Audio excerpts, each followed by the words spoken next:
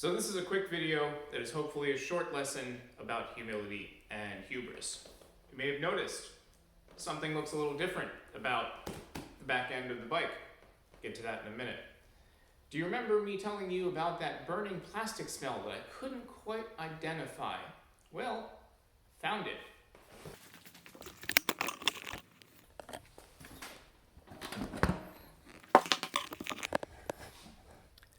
That right there.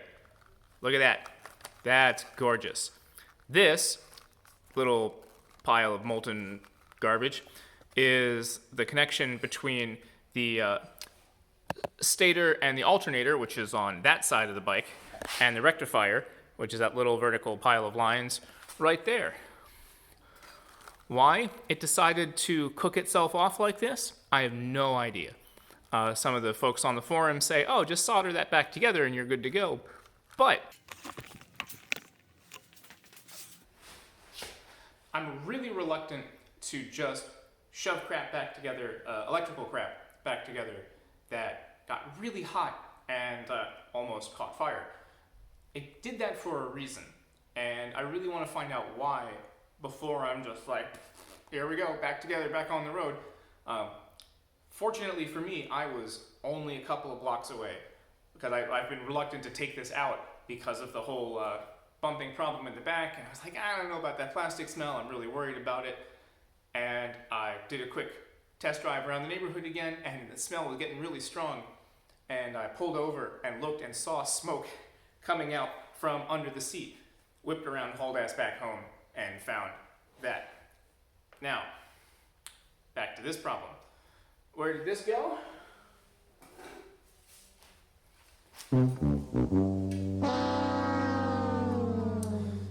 This didn't snap off on the road, thank God. It did snap off in my yard when I was trying to maneuver the bike around, and I grabbed this and it literally just popped right off. At least with the lesson on this, it could have been way, way worse. I kind of needed to raise this up anyway a little bit. I'm going to look at the top tolerance here. See if I can't get another inch, 2 inches up on this. I don't know yet. I got to figure that out. Didn't look like any of the wiring is damaged, which is great. Reason why this why this did snap off was I only used tack welds, shame on me, to put it in place. I never went and did the full bead on all 4 sides. This didn't penetrate terribly deep. They're only tack welds, and these broke right off. So shame on me for doing a rush job, but lesson learned, I have to move it anyway.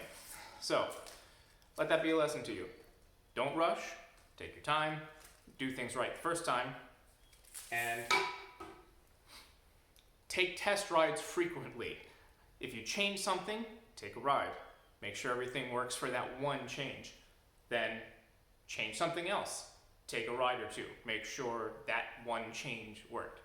Because it could have been way, way worse. So now to figure out what caused that to cook, do I need to replace the stator? Again, do I need to replace the rectifier, which is probably original? Is there some kind of wiring harness in between that I've got to replace? Do I just, I've got some of the 16 gauge wire, do I just run that myself and make a new harness in between? I mean, I wanted all the wiring to be red anyway. I don't know, I'm gonna have to figure that out. Replacing the stator is a hassle. Replacing the rectifier, not so much. But I don't know the diagnostic of if a rectifier is bad or not. What would cause it to heat up right there, right at those joints.